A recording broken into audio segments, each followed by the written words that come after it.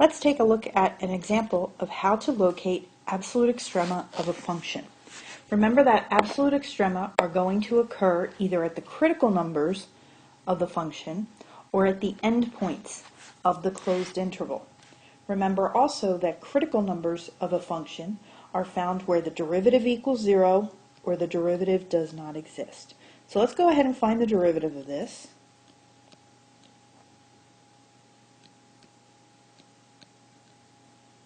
And we'll set it equal to 0. Because it is a polynomial function, there is no place that the derivative will be undefined, so we don't have to worry about that. We'll go ahead and solve this out by factoring out a greatest common factor.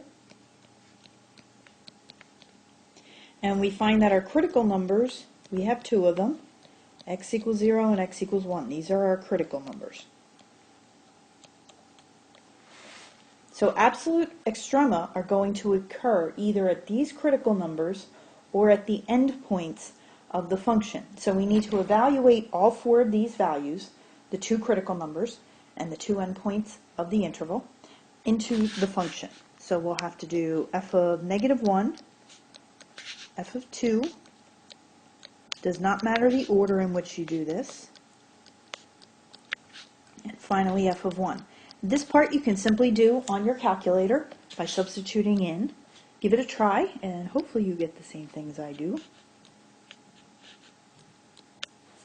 And hopefully they're the y values. It's the y value that's going to dictate which is your absolute maximum versus your absolute minimum. Obviously 16 is the highest y value, so that tells us we have an absolute maximum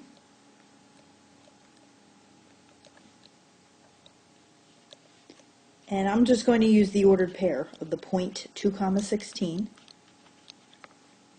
The lowest of all these, of the y values, -1, that dictates where our absolute minimum then is.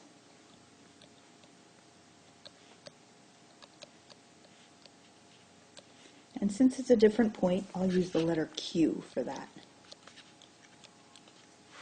Now, depending upon the directions, they might have asked you what the absolute extrema value is. Remember, if that's the way in which the directions were worded, they'll want specifically the y value only as your answer. Or they might have asked you where the absolute extrema occur.